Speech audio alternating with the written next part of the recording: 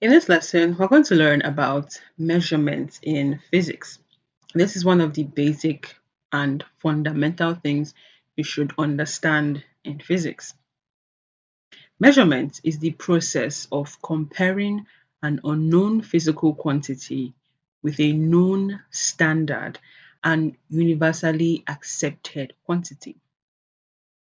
No fact in science is accepted and no law is established unless it can be exactly measured and quantified. Because physics is based on exact measurements, every measurement you take must have two parts. The first part is called the magnitude, which is basically a number or quantity. And the second part is the unit. For example, you wouldn't just say a table is 20 long. You would say it is 20 meters long or 20 centimeters long or 20 inches long. So that's how important measurements are in physics. To accurately measure something, we need the right tools. Different physical quantities require different tools for accurate measurement. Measurement of mass and weight. Before we measure anything, we need to clarify one of the common mix-ups that we have between mass and weight. In everyday life, people often use these two terms interchangeably, but in physics, they are completely different. Mass is the quantity of matter that is present in a body. It is a scalar quantity and its unit is the kilogram, that is kg. And it is absolutely constant no matter where you are in the universe. We measure mass using a chemical or beam balance.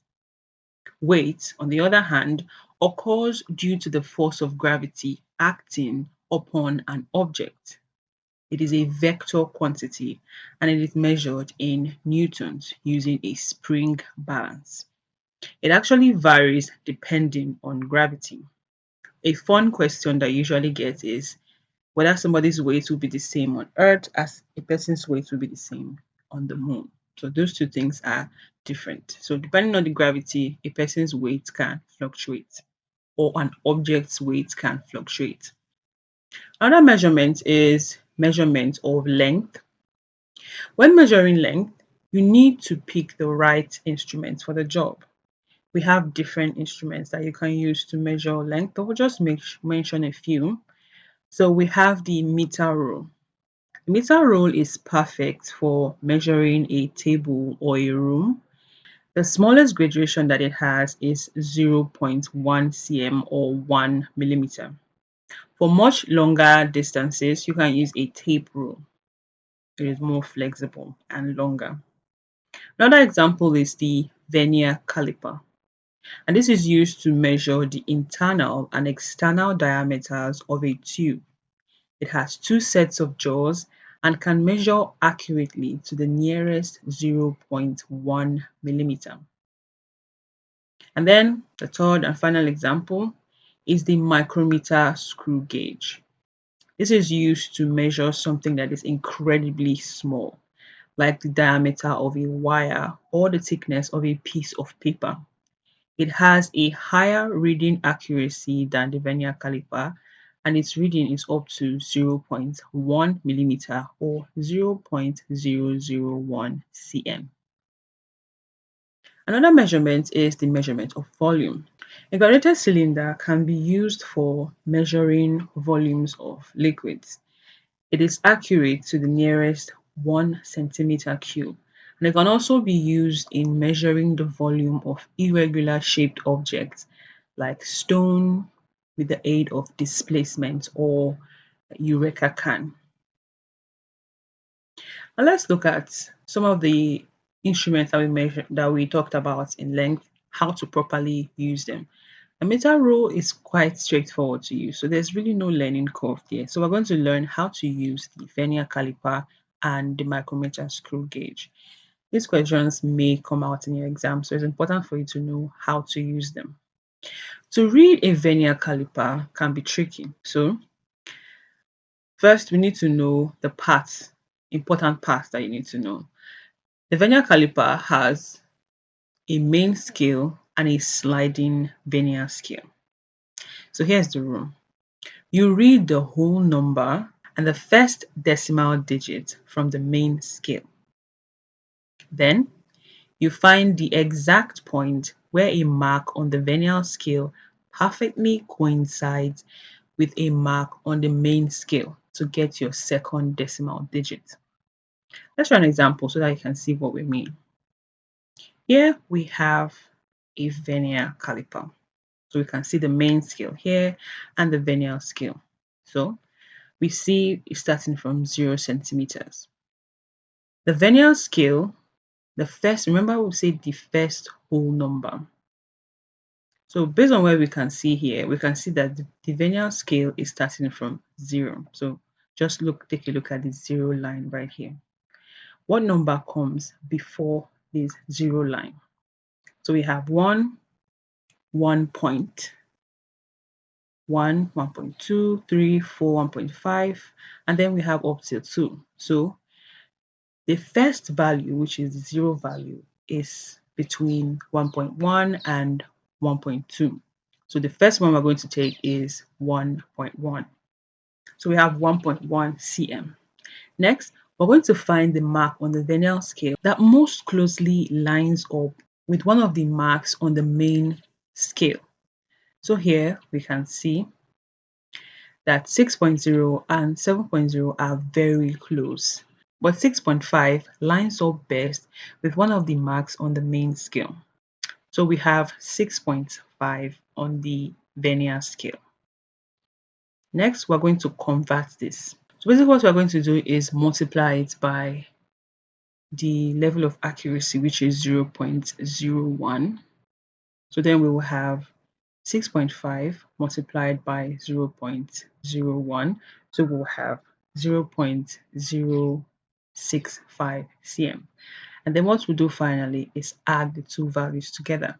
So we'll have 1.1 cm plus 0.065 cm to give us 1.165 cm. Next, we're going to learn how to read the micrometer screw gauge. So reading the micrometer screw gauge is almost kind of similar to the vernier caliper, but just different kind of arrangements. This space we're dealing with kind of horizontal versus vertical, as opposed to the horizontal and horizontal on the vernier scale. But the same theory kind of applies. When we're reading the micrometer screw gauge, we're going to combine measurements from two main scales, the linear main scale and the rotating thimble scale. So this is the thimble scale and this is the main scale, also called the sleeve. So we're going to identify the main scale reading first. So just like we did in the vernier scale, we're going to observe the linear scale and note the last graduation mark visible to the left of the thimble's edge. This value will give you the whole number and the first decimal place. So in this our example, the first whole number here, this line perfectly stops on 10. So we have 10 millimeters. So we're going to observe the rotating scale on the thimble and then find the mark on the thimble scale that aligns, or you can say coincides perfectly with the horizontal index line that is running across the main scale barrel. For this example, if we look very closely, we can see that it aligns perfectly with 0. So we have 0 as our thimble reading. And then we add the two of them together. For this our example, the reading will be 10 millimeters. So because 10 millimeters plus 0.000 is still going to be 10. So we have 10 millimeters. Let's look at another example. In this example, we have 0, 1, and 2. So we can see that the last mark here is 2. We want to be more conscious of kind of the smaller figures so that you don't make unnecessary mistakes. In this figure, for example, you can notice that the calibration is done in 1 and 0.5. There's no 0.1, there's no 0.2 or 0.3, just whole number, 0.5, whole number, and 0.5. So after the 0.5, we have a whole number, which is 2 in this scenario. So we have 2. If there was another mark, it would have been 2.5, but there's no other mark, so just 2 here. And then let's check the thimble reading. The thimble is perfectly aligned with 25 in this scenario. Remember, we now multiply it by the accuracy, which is 0.1. If we multiply 0.1 times 25, we have 0.25. So we add the two of them together and we have 2 plus 0.25 to give us 2.25 millimeters. So that's it for the micrometer screw gauge and the vernier calipers. If you have any other confusions, you can leave a comment in the comment section and I'll try my best to help you understand. Finally, to master measuring efficiently, there are some things that you should know to ease the process. There are scientific notation, order of magnitude, errors in measurements, and significant figures. If I asked you to write down the mass of the sun in kilograms, you would have to write down 2 followed by 30 zeros. If I asked you to write the width of a single cell, you'd have to write a decimal point followed by tons of zeros. If you try doing math like this in your exams or notes, you will run out of time and space. And not only that, you'd be very, very exhausted without achieving much. Let's see what all these words mean. First, we're going to learn scientific notation. To avoid writing endless zeros, physicists use scientific notation. It is a standardized shortcut that always follows one simple rule, and that is A times 10 to the power of n. So in scientific notation, if we have the number 4,500, we would simply write it as 4.5 to the power of 3. If we have the number 0.0045, we would write it as 4.5 times 10 to the power of minus 3. This will reduce having to write an unnecessary number of zeros and still have the same value. When physicists just want a rough estimate of how big something is without caring about the exact details, they're going to make use of something called the order of magnitude. And this is simply rounding a number to the nearest power of 10. It's the quickest way to compare the size of a planet to a moon, and etc. Let's look at errors in measurement. A hard truth about physics is that no measurement is 100% perfect. There's always a tiny bit of error, and we group these errors into 2 types: systematic errors and random errors. Systematic errors are errors built into your equipment, so they occur as the fault of your equipment. A good example is the zero error. If you have a meter rule where the end is chipped off, or a scale that reads 1 gram when there is nothing on it, every single measurement you take will be wrong by the exact same amount. To fix systematic errors, you simply need to recalibrate your instrument. Random errors are unpredictable and can happen due to a variety of reasons.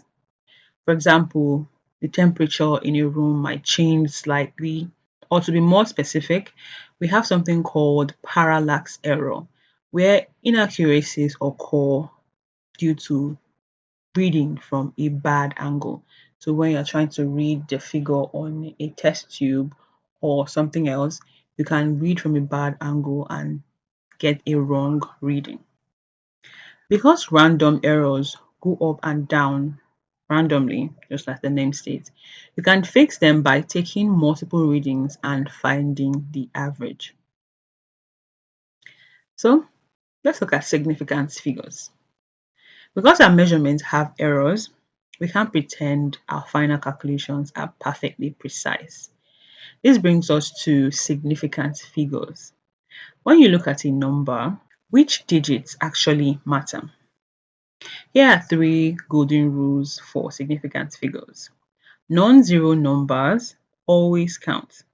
So for example, in 45, we have two significant figures. When zeros are sandwiched between two numbers, the zeros will always count. So in this example, if we have 405, this number has three significant figures. When zeros lead, the zeros do not count. So they just take up the decimal place. For example, if we have 0.0045, this number will have only two significant figures, which is the 4 and the 5. The zeros will not count in this scenario. And then trailing zeros only count if there's a decimal point. For example, 500 has one significant figure. 500.04 has 5 significant figures. So there you have it. Use scientific notation, that is a times 10 to the power of n, to shrink really big numbers. And then you make sure you always check out for errors, either systematic errors by fixing your instrument or random errors by taking an average. And then you use significant figures so that your answer is as precise as possible. So that is for this video on measurement. If you found this video helpful, don't forget to like, share, consider subscribing to the channel if you haven't subscribed already.